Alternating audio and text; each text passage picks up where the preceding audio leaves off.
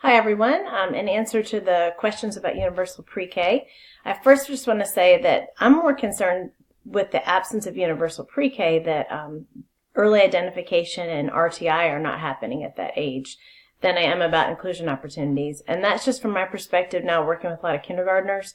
I can see the difference between a child who was identified well before kindergarten and services are underway than I can with a child, which does happen, that comes to kindergarten and nobody had any idea that they had significant needs, and it results in a very traumatic kindergarten experience and a delay in services that are very much better put into place, as you all know, early. So to me, that's the big issue with getting these children into pre-K and why I do see pre-K as important for a lot of those students.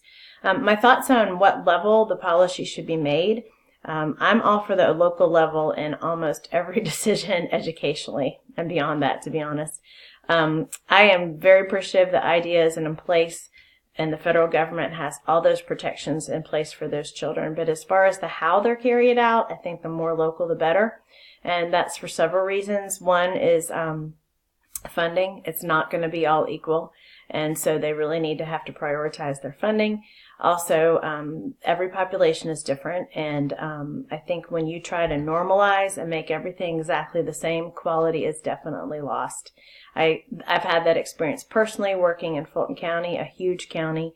I thought a lot of things could have been done much better if local schools were able to do what's best for their particular group of children. And even with funds equally spread, how they are implemented and what services are provided should be local. And working in a smaller county now where that is the case, schools have a lot of local autonomy. I can see how it's much better. Of course, as long as the federal and state regulations are making sure things are done effectively, there's accountability, and that everyone's rights are protected. So and it seems that the federal government agrees with that. Just the more we read about the laws, the more they try to hand the hows of the implementation to the local agencies. I'm glad we weren't asked to say whether we think universal pre-K needs to exist, because again, I think you have to look where you are locally and take everything in account. Funding for one, how pre-K children are being identified in your area currently, whether that's adequate, and of course the budget and where money needs to go. Where I am right now, there are a lot of children K through 12 who are not getting the inclusion opportunities they need.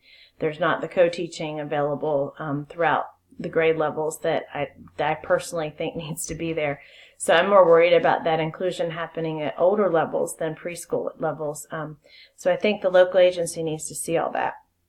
So as far as how to, in the absence of universal pre-K, how to provide inclusion, I can tell you it's done in my county by a private preschool quite well. There's a preschool established where they have identified special needs children who are getting the federal funding because of that.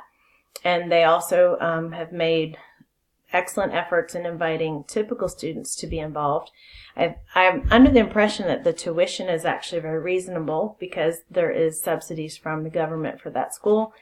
And there are a lot of ways you can market for those typical kids to come to these schools. You could solicit educators' children, siblings of children who are already in school, make them aware of the opportunity, because the result is they have exposure to students with disabilities, and a lot of parents, I think, would value that.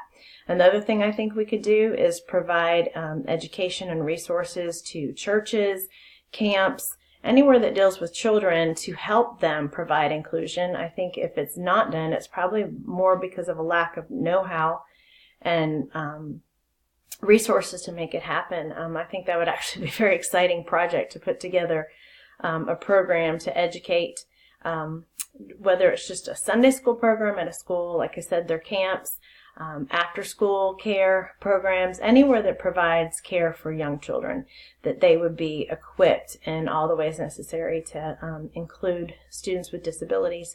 I think it's just as important that you're therefore exposing typical young children to that so that it becomes more the norm for them, and they're more accepting and understanding, and they see their friends first and not the disability first. So all that I think would be very important. Thanks.